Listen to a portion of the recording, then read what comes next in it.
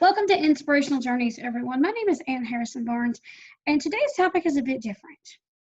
It's about how, even though I can't see the world around me with my eyes, I feel like I'm still, in one sense, a visual person. If I could see, I would love to do visual arts and things like that. So let me explain why. I have what I like to call inner vision. And I didn't realize that's what I wanted to call it, or that's what it was called, until I actually wrote the book. So when I was in college, one of the things that we learned about was different learning styles: auditory, visual, and kinesthetic. Auditory is where you can sit and listen to somebody talk or listen to somebody read something and learn it through just listening and taking notes. I am that way sometimes, but the visual learning is where you can picture scenes in a book as you read. You can picture what somebody describes. So even though I can't physically see with my eyes, I see the world with my heart. So if I'm listening to an audiobook, reading a book on Kindle through, the Echo Dot, or my phone through the TTS Voices, using VoiceOver or the Speak Screen feature, or on my computer using my screen reader, if there is a scene, a setting described, as long as it's not in too much detail to slow the story down, if it's described well enough, I can actually not only visualize the setting or the picture that someone's describing, or the picture in an audio described movie. I can close my eyes and I can actually mentally put myself in that place. Like, say, for example, I read a book and the characters are in a car driving down the road and there's an argument going on and it's well described. I can see that. I can actually see that. Like, I'm reading right now, and I'm going to put that in my audio video newsletter. Or if you look back at my audio video newsletter, you will see that I'm reading If I Run, which is the first book of the series by the same name, by Terry Blackstock. And I can picture the character as she's running. She's on a bus. She doesn't talk about the bus much, but you can picture her sitting there with the soldier at first, and then you can picture her going to another bus stop, and you can picture her walking the streets. I'm not going to go into too many detail because I'm still not done with it yet, but I'm also don't want to spoil it for you, but I can picture those scenes. I can picture the scenes like in a house, people standing in a house. I can actually put myself there mentally. If the book is written descriptively, or again, I can see even my own writing.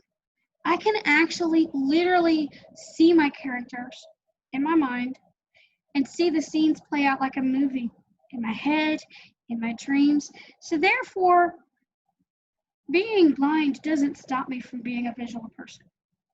I visualize things in my mind. And in one of my communications courses, there was a fellow student who sent me a quote that said, "Knowledge is the true organ of sight, not the eyes." Well, for me, the heart is the true organ of sight. Because I can listen to a sound or watch a video, and like the YouTube videos. I found this link and listening to the author read a book with no pictures. BJ Novak, I think his name is. I have to go look it up. I had the link. But anyway, if you go and listen to him, you don't have to see what's going on because he uses his voice and his narration, and you can hear the kids' reactions to the narration. And I can picture him in the library standing in front of a podium reading the book and the kids sitting in the chairs. It kind of reminds me of my school library. Probably not because it's bigger and it's different, but I can picture myself in a school library as somebody was reading something like that when I was a kid. It kind of brings back memories too. But things like that, I visualize those things. So if I could, like I said, and I'll say it again, if I could actually see the pictures, I would be a true visual person. I'd have that eye for design and for art. But then when somebody describes that picture, I'm in awe because I can picture it in my mind. Now, there are some pictures, some images, people talk about things like, for example, my parents were asking me if I wanted one of these screen doors. It's a screen. It's split in the middle. You just walk right through it. You don't have to have a handle on it or whatever.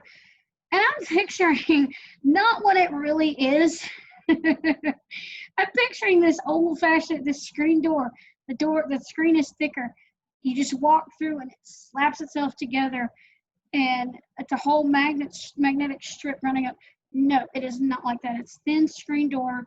You attach it to your door frame, and it's got magnets along the top and the bottom and the center that keep it closed.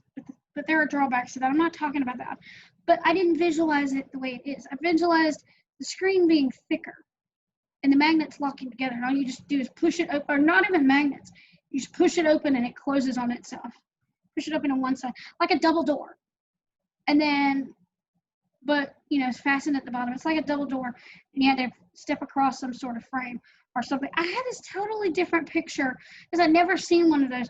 I had a totally different picture in my head, but it was wrong. And sometimes that happens. Sometimes the visual side of things, the inner vision, I may get a picture, one picture of the way I would think something would look, and then I actually see it, or I actually have, get the feel for it, and I actually know what it is based on and how it compares, how it's different to what it looked like in my mind's eye at first.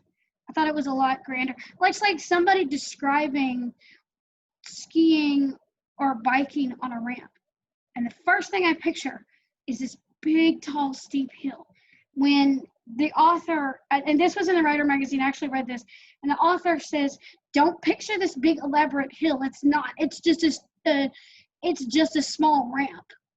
And I'm like, you tell me not to, and I just did. So, and that's what can sometimes happen. And that's the visual side of me. And I picture these things. I may get it wrong, but it's the way that it's described or written, or the sounds inside of that particular setting or object that make me wonder what it actually looks like. So I have a little challenge for you to finish this, okay?